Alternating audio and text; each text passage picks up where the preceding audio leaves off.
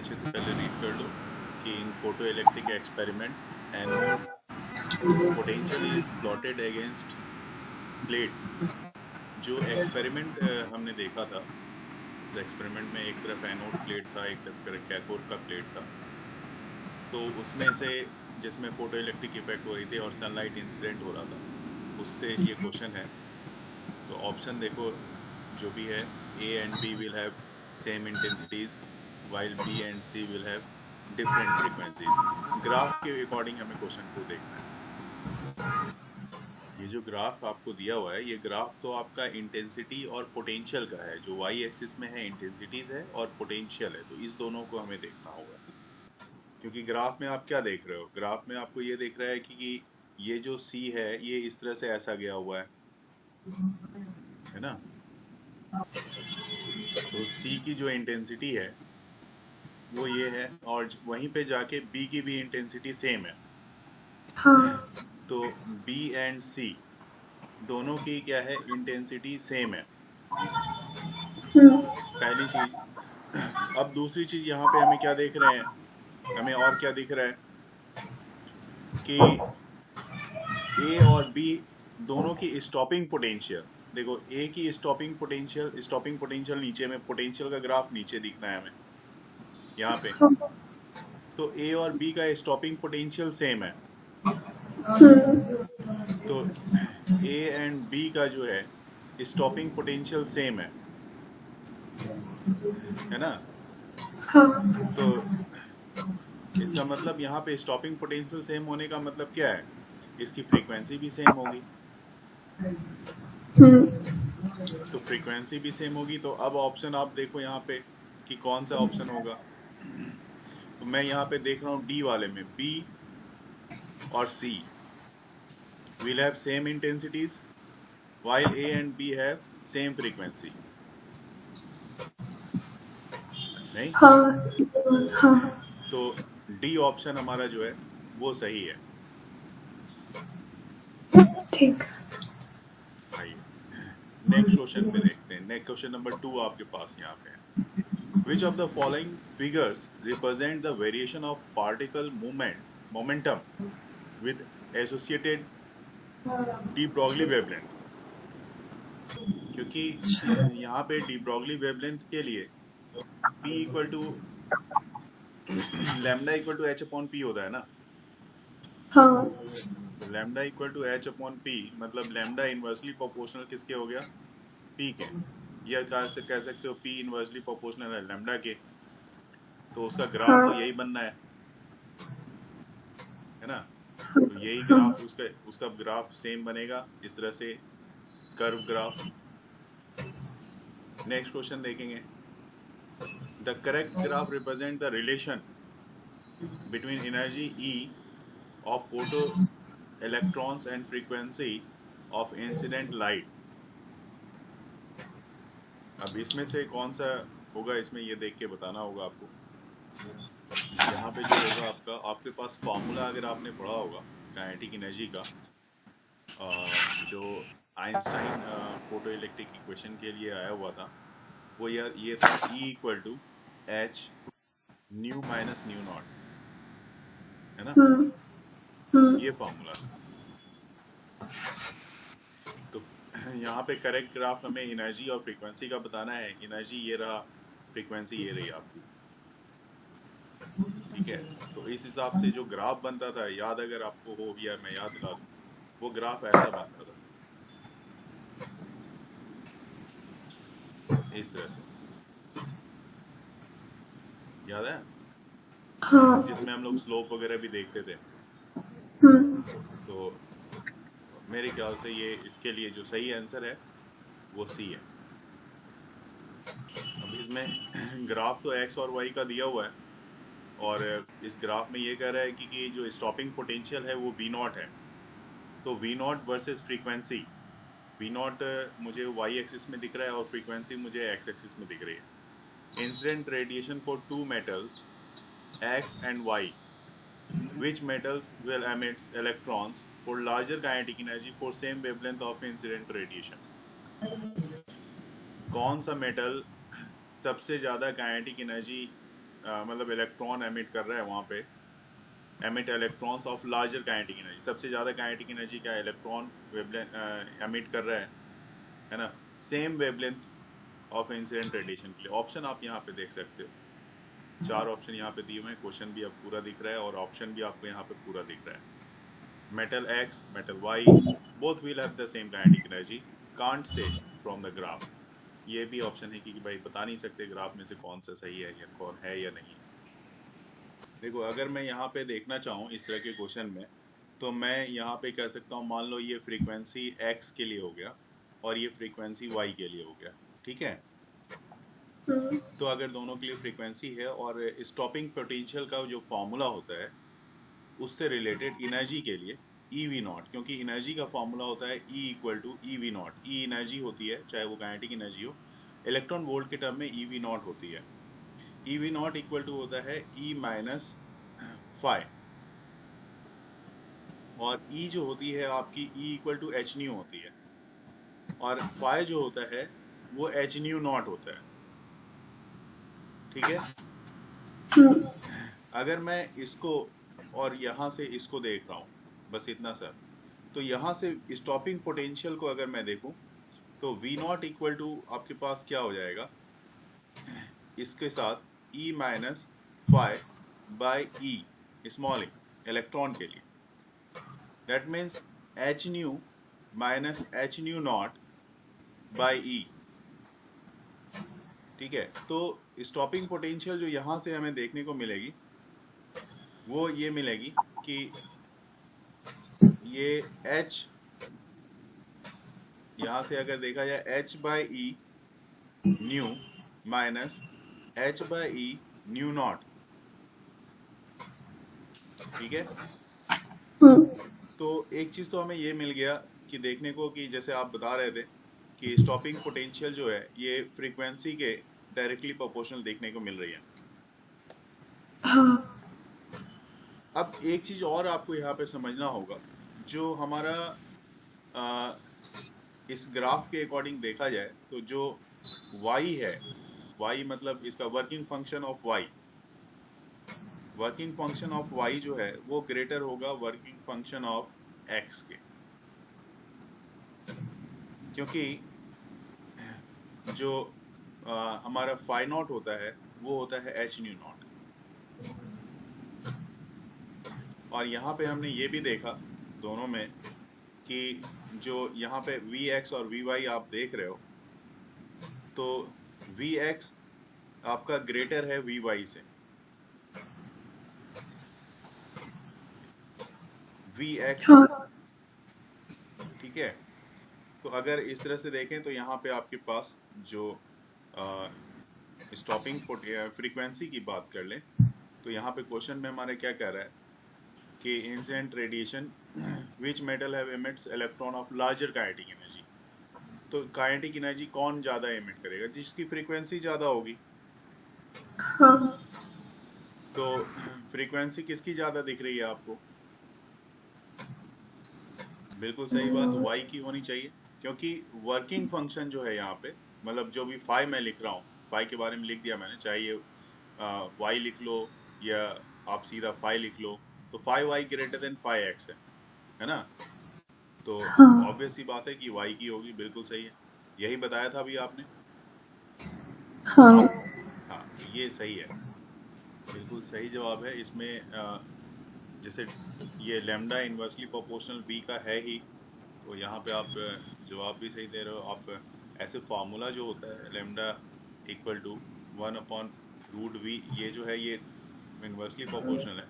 तो अगर आपने देखा होगा तो वो होता है h/p होता है, p की जगह पे 2m/ev लिखते हैं, 2m/ev इलेक्ट्रॉन वोल्ट के टर्म में। हाँ, और या फिर काइनेटिक एनर्जी के टर्म में लिखना हो तो √2m/k, है ना। तो ऑब्वियस सी बात है यहाँ पे जो किसकी ज़्यादा मास है उसके बारे में पूछ रहा है, तो मास ज़्यादा किसकी होगी, जिसका वेवलेंथ कम होगा। यहाँ से वेवलेंथ इसकी कम है, लेकिन इसकी जो ये वाली डिस्टेंस है इन्वर्सली प्रोपोर्शनल वाली जो डिस्टेंस है वो ज़्यादा है। बिल्कुल सही ऑप्शन इसका मार्क किया है, जो आपका सी है, ये सही है। नेक्स्ट क्वेश्चन देखो आप। नेक्स्ट क्वेश्चन ये वाला है। ये भी graph shows the variation of photoelectric current with anode potential. Which of the following statement is wrong? इसमें wrong statement की ये बात कर रहा है। और देखो wrong statement के लिए तो पहले तो ग्राफ आप देख लो जो भी है। ग्राफ ये पोटेंशियल की और फोटो इलेक्ट्रिक करंट की है। सैचुरेशन करंट यहाँ दिख रहा है। ड्यूअल नेचर ऑफ रेडिएशन में इस तरह के ग्राफ को आपने देखा होगा। और ऑप्शन यहाँ पे 4 ऑप्शन जो आपको दिख रहे हैं वो देख सकते हो। तो पहला ऑप्शन मुझे दिख रहा है stopping potential does not depend upon the frequency. तो अगर फॉर्मूला देखोगे तो उससे पता चलेगा आपको। दूसरा है saturation current does not depend upon the frequency.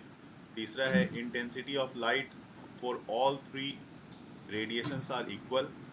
और फोर्थ वाला जो है kinetic energy increases as stopping potential increases. तो ये बी वाला समझ नहीं आया, सैचुरेशन करंट वाला। Saturation current does not depend on the frequency, बिल्कुल सही है। यही आंसर भी होगा कि stopping potential does not depend upon the frequency. और रॉन्ग स्टेटमेंट कर रहा है, तो सबसे पहला ही हमारे पास सही है, मिल गया, है ना। अब देखो, अब इससे बाकी 4 ऑप्शन से हमें बाकी आइडियाज मिलेगा कि क्या क्या चीजें होती हैं। तो saturation current does not depend on upon the frequency, तो ये रॉन्ग स्टेटमेंट नहीं है ना। हाँ नहीं है। तो इसका मतलब saturation current does not depend upon, और उसके बाद intensity of light for all 3 radiations are equal. और हाँ ये भी सही है। नहीं है, kinetic energy increases as stopping potential increases.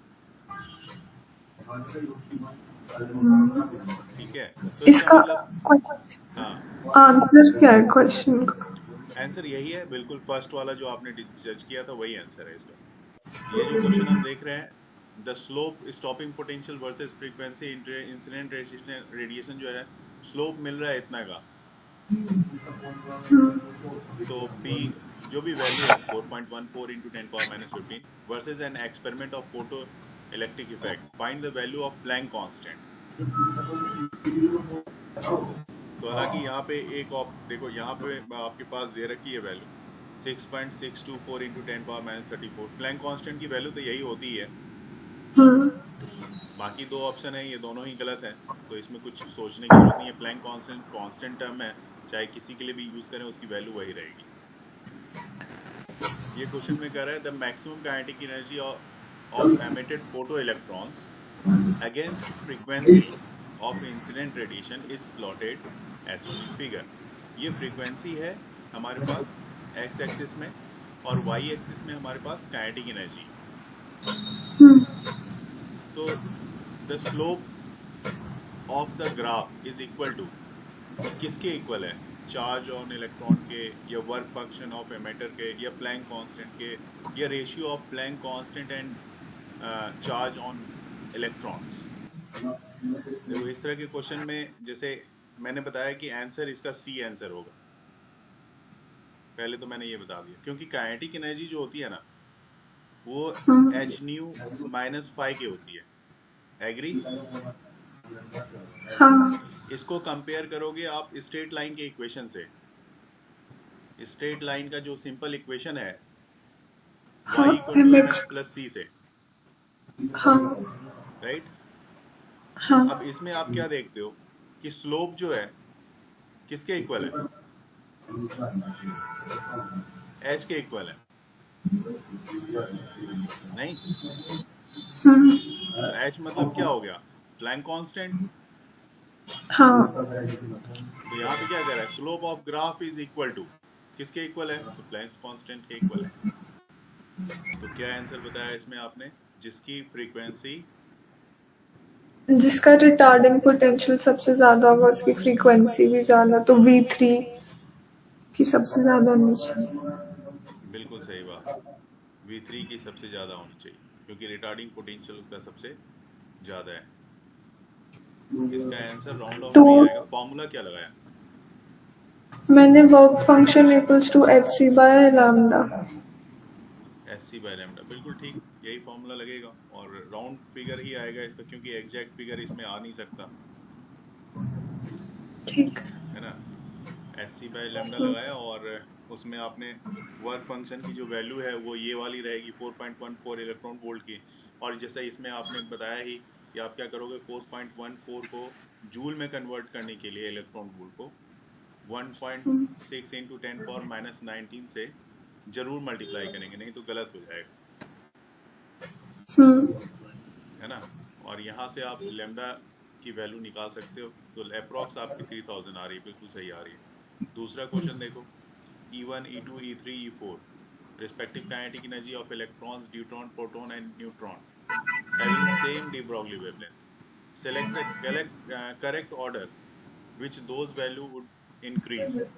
देखिए इसमें आपको सबसे पहले देखो, डायरेक्ट आप E equal to M C square के लिए तो सोचना ही मत। अब यहाँ पे जो फॉर्मूला है हाँ। काइनेटिक एनर्जी का फॉर्मूला होता है E equal to M V square, half M V square kinetic energy के लिए। तो मान लो हाफ एम यू स्क्वायर लिख दिया मैंने, और वेवलेंथ यहाँ से देखा जाए lambda equal to H upon M V होता है ना।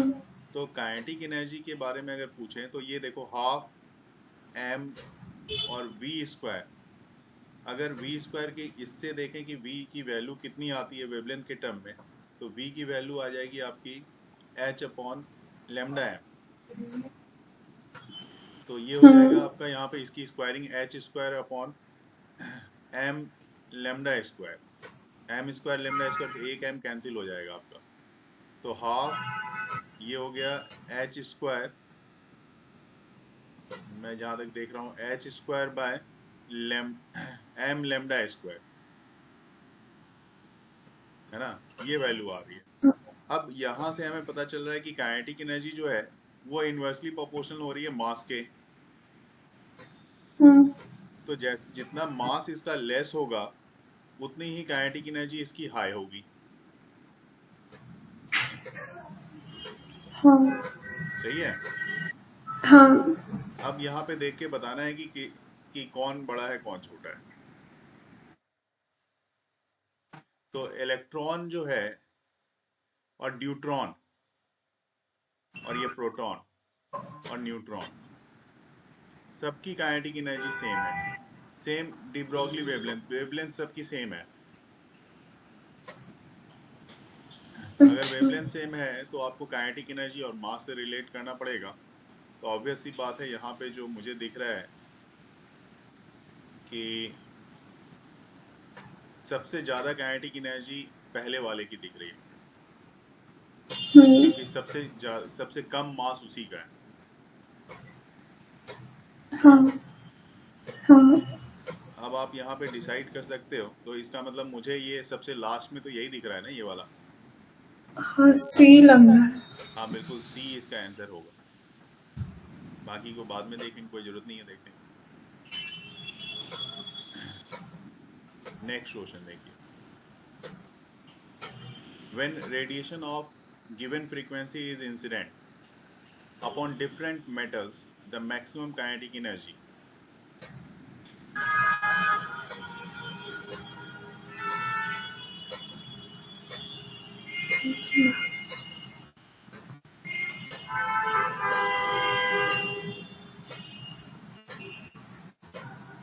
इंक्रीज इंक्रीज बी होगा क्या? इंक्रीज। नहीं, इसका होगा आपका A, maximum kinetic energy decrease with increase of work function.